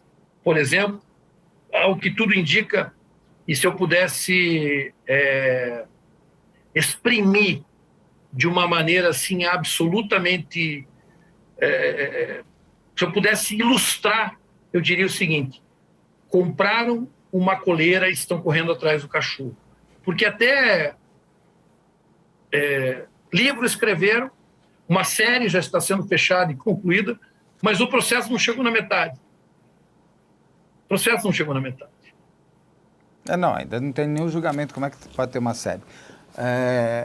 Só se for fazer em várias temporadas. Né? Primeira temporada este ano, segundo ano que vem. Então. Sobre a juíza, que eu vi, inclusive, a sua, muito bem escrita, a sua petição para a suspeição dela. Suspeição, né, que fala? O que o senhor tem a me dizer sobre... Eu vi o vídeo onde ela fala que ela vê o neto dela de 3 anos e ela pensa no neto, que vai ser um julgamento muito emocionante, que vai ser difícil não chorar, e que eu vi também ela no lançamento da autora do livro sobre o Henri Borel, nem sobre o Henri Borel, sobre esse caso, Henri Borel, ela também ali o que vocês esperam sobre isso? Fica pulando na cama? Sim. Quando meu neto tem 3, quando meu neto começa a pular na cama, eu vejo a cara do Henrique. Aí eu começo a chorar no quarto, entendeu? Nossa. E não chorar aqui é um desafio Isso que eu ia falar, como é que consegue? Não chorar aqui é um desafio. É complicado. Porque toca qualquer um, né? Um com menininho certeza. assim, tão bonitinho, tão lindo, garoto, tão doce. O dia do pai foi difícil, é quando ele começou a cantar, né? Mas, doutora, a senhora sente essa emoção, vontade de chorar quando seu neto pula na cama, lembra do vídeo do Henrique? Como é que trabalhar Acho melhor você não botar isso aí, não. Sim. Não, sim. Acho melhor você não botar isso aí, não, senão eu vou levantar minha suspeição. Qualquer profissional com uma bagagem razoável que chegue nesse caso e faça uma análise preliminar com esses elementos que foram os pontos de argumentação da exceção de suspeição da juíza, que é o que a juíza, nós dizemos que a juíza não tem condições de julgar o caso porque está impregnada com a certeza de que o que houve ali foi efetivamente um homicídio. Qualquer profissional que chegue vai se deparar com a situação ou vai ser indagado o seguinte: mas por que é que vocês não solicitaram a exceção de suspeição? É por demais grave tudo isso, né? É por demais grave. Nós pedimos a suspeição, pedimos o afastamento da juíza para que ela desse a outro juiz a possibilidade de julgar esse caso, com base nas manifestações dela, com base nas ações dela. O fato dela dar aquela entrevista e ainda falar, não coloca isso não, porque vão pedir a minha suspeição. Ela mesma admite ali. Ela mesma admite à imprensa. E algo assim, quase que sem pudores, né? Depois ela vai até o lançamento desse livro, que já decreta que o que houve ali foi um homicídio. Ela posa para fotografias junto com a mãe da Elisa Samúdio, que está com uma camiseta Justiça Henri Borel. Quer dizer, não precisa ser advogado para entender que a imparcialidade não está tomando conta dessa ilustre julgadora. Eu não coloco nós somos todos seres humanos, né? E os seres humanos são suscetíveis de sentimentos, sensações e impressões. Mas se ela não está conseguindo, nem no íntimo dela, manter-se imparcial, isso é um perigo para todos nós, e principalmente para a justiça. Beto, queria que você fizesse a seguinte análise. Lá atrás, disseram que o juiz Moro, o ex-juiz Moro, era suspeito para julgar o ex-presidente da República, que ele manteve preso. O processo tramitou e eles foram pedindo no TJ, no TRF, no STJ e lá no STF, depois do ex-presidente 1 ano preso, anulou todo o processo. Olha o risco que está se correndo nesse caso Henri Borel. Essa é a grande reflexão. Não há nenhuma sombra de dúvida que essa arguição de suspeição, que é um pedido de afastamento da juíza, porque entendemos pelos fatos por ela vivenciados que ela não tem imparcialidade suficiente para tocar um caso desse sem isenção, é claro que ministros irão analisar e, evidentemente, que este caso será anulado desde o recebimento da denúncia. E daí depois fica na conta da justiça. Daí as pessoas do senso comum dizem, nós temos que mudar as leis. Não, nós não temos que mudar as leis. Nós temos leis o suficientes para que o sistema penal ande como anda no Brasil. Nós precisamos, sim, colocar cada um no seu devido lugar. Juiz não combate crime. Juiz não faz justiça. Juiz diz o direito. E quando a excelentíssima juíza do caso diz que está lá no lançamento daquele livro e isso impulsiona para que ela possa fazer justiça, isso está a denotar que ela não está imparcial. Quando ela tira fotografia com pessoas com camiseta Justiça Henri Borel, pessoas essas que encetaram campanhas de casos rumorosos que nós vivenciamos, como o caso do goleiro Bruno, que teve por vítima Elisa Samúdio, isso também ofende a imparcialidade que o juiz tem que ter. O juiz tem que ser uma pedra, que ao sol esquenta, que ao frio gela, que ao sabor do sereno fica úmida, que na mais torrente chuva se encharca. Ela é tudo e ao mesmo tempo não é nada. Juiz não combate crime, juiz não faz justiça, juiz diz o direito, ainda mais em um caso que tem que se ter uma imparcialidade acima de qualquer senso comum.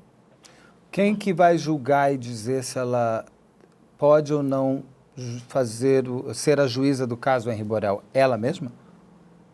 Ela tem que se, ela recebe esse pedido de afastamento, ela pode se dar por suspeita ou não. Após isso, e ela já disse que ela não é suspeita, que ela permanece no caso, o Tribunal de Justiça vai julgar se ela merece ficar no caso ou não merece ficar no caso. Após isso, nós teremos análise do STJ e do STF. E aí é que mora a minha principal preocupação. Digamos que esse processo esteja aí na iminência de ir a julgamento, ou pela materialidade, ou na iminência remota desse caso ir a júri, porque materialidade não tem para indicar que houve ali um homicídio, e nós estejamos aí com esse processo inteiro nulificado. As evidências são fartas no sentido de indicar que a juíza deveria ter se mantido ao largo dessas questões tão polêmicas, né? Tão polêmicas. Há alguns despachos dela em que ela diz a materialidade está comprovada. Não, ela não está comprovada a materialidade. Então, isso deixa nítido que ela já tem uma predisposição a remeter esse caso a júri. Quando há uma relutância que não sejam ouvidos peritos, e nós estamos exatamente nessa fase. Ou seja, pode ter o julgamento enquanto nas outras instâncias estão julgando se ela tem suspeição ou não. Então, exatamente. Pode ter o julgamento aqui, daí eles são condenados, por exemplo, e aí lá no, não sei se chegará ao STF, vira e fala assim, ela tem suspeição, não pode julgar. Tudo isso que aconteceu aqui é anulado. Exatamente. A exemplo do que ocorreu no caso ex-juiz Moro com o ex-presidente Lula. E no disseram caso, que ele era suspeito, no caso, ele foi condenado, o caso foi confirmado no TRF, seria o Tribunal de Justiça, que é a Justiça Federal, e o STF disse não, ele é suspeito, anulou tudo, absolutamente tudo. Doutor, eles estão presos, Jairo e Monique, por quê e pelo quê? Eles estão presos sob a suspeita de terem assassinado o Henri Borel. Eles estão já há quase um ano, né, encarcerados.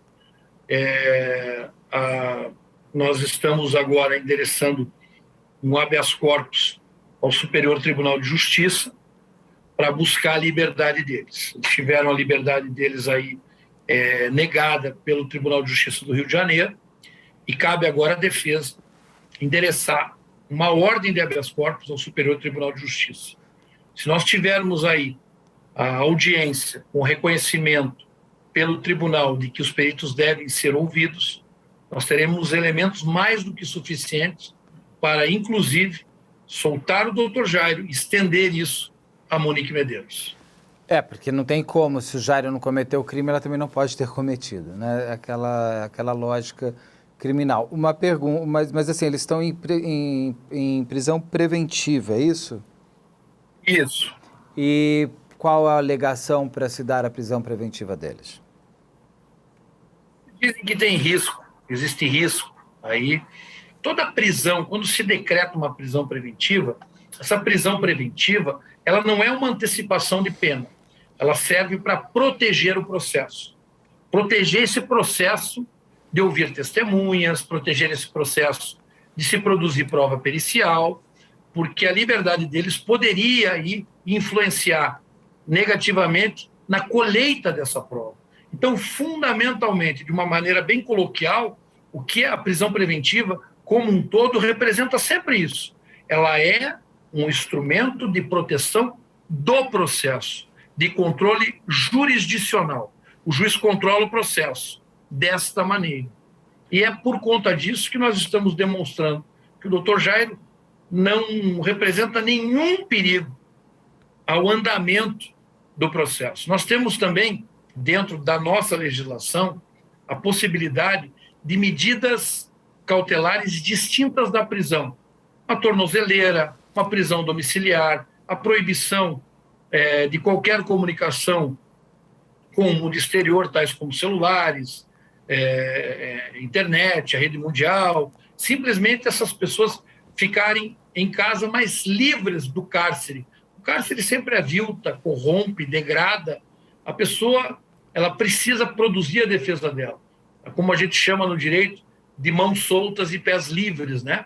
Ela precisa ali se concentrar para que ela possa produzir a defesa dela, em contato com seus advogados, em contato com os familiares que também dependem dele, sob o ponto de vista afetivo, sob o ponto de vista pecuniário. Ele é um homem que foi tirado do seio da sociedade sem nenhum antecedente criminal. Ele é um homem com 5 mandatos, foi líder de governo por 3 mandatos seguidos, líder de governo, uma mácula dos antecedentes, não tem uma multa de trânsito. Ele não acordou e se transformou num monstro, como querem fazer crer, e não estão conseguindo.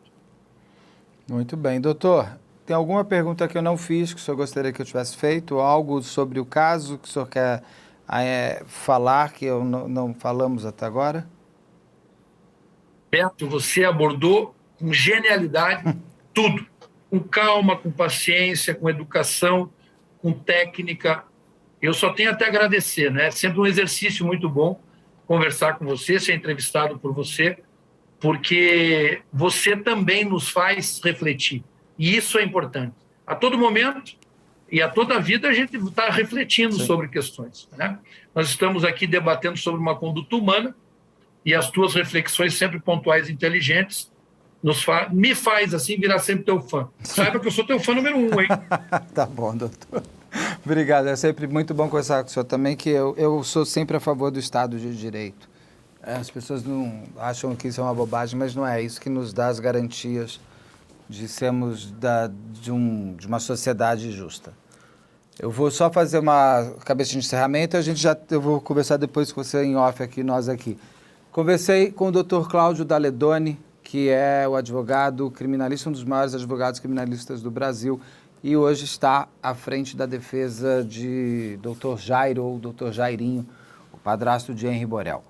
Se Dr. Jairo matou ou não matou, isso vai ser respondido durante o julgamento, cada qual no seu lugar, a promotoria, o Estado contra a defesa e assim por diante, que possa ser um julgamento justo e que ali possa ser exercido o grande Estado de Direito, que é o que todo mundo merece ter. Obrigado.